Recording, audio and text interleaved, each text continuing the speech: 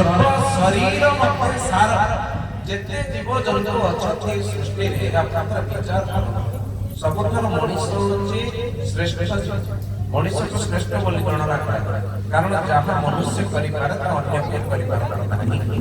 ତେଣୁ ଏ ମନୁଷ୍ୟ ଜନ୍ମର ଏ ଯୋଉ ଦୁର୍ଲଭ ଶରୀର ପାଇଛି, କିନ୍ତୁ ଯେତେବେଳେ ଆପଣ ଦେଖିବେ ଗୋଟେ ଛୋଟ ପିଲାଟିଏ ଆମକୁ ମୁଣ୍ଡିଆ ମାରେ, କୌଣସି ଗୁରୁଜନଙ୍କୁ ମୁଣ୍ଡିଆ ମାରେ, ଆପଣଙ୍କର ବ୍ରାହ୍ମଣ ପଣ୍ଡିତଙ୍କୁ ମୁଣ୍ଡିଆ ମାରେ, ସାଧୁ ସନ୍ଥଙ୍କୁ ନମସ୍କାର କରେ, ଆମେ ତାକୁ କଣ ଆଶୀର୍ବାଦ କରୁ?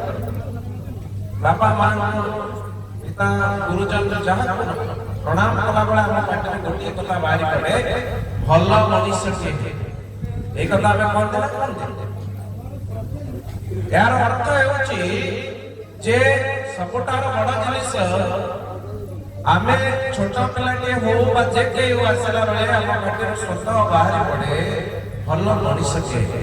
କାହିଁକି ନା ଯେତେବେଳେ ଦେଖିବେ ଅନ୍ୟ କୌଣସି ଗୋଟେ ଜୀବକୁ ଯଦି ପଚାରିବେ ଆପଣଙ୍କ ଭାଷାରେ, ଯଦି ଗୋଟିଏ ଗାଈ ଶୋଇଛି ତାକୁ ଯାଇ ପଚାରିବେ ତୁ ଗାଈ ହବୁ, ଗୋଟେ ଛେଳି ଶୋଇଛି ତାକୁ ଯାଇ ପଚାରିବେ ତୁ ଛେଳି ହବୁ, ସେ ତା ଭାଷାରେ ଆପଣ ଗାଳି ଗାଳି ଆରେ ମୁଁ ଜାଣିପାରିବି ମତେ କଥା ପଚାରୁଛୁ। କିନ୍ତୁ ମଣିଷକୁ ଆମେ ଯେତେବେଳେ ମଣିଷକୁ ପଚାରୁଛେ ଯେ ତୁ ଭଲ ମଣିଷଟିଏ ହବ, ଅର୍ଥାତ୍ ସେ ମଣିଷ ହେଇକି ନାହିଁ, ସେ ମଣିଷ ହେଇକି ନାହିଁ, ସର୍ବତଃ ମଣିଷ ଅଛି ନା, ପୁଣି ଭଲ ମଣିଷ ହବ ଅର୍ଥ କଣ? ଭଲ ମଣିଷ ହବାର ଅର୍ଥ କଣ?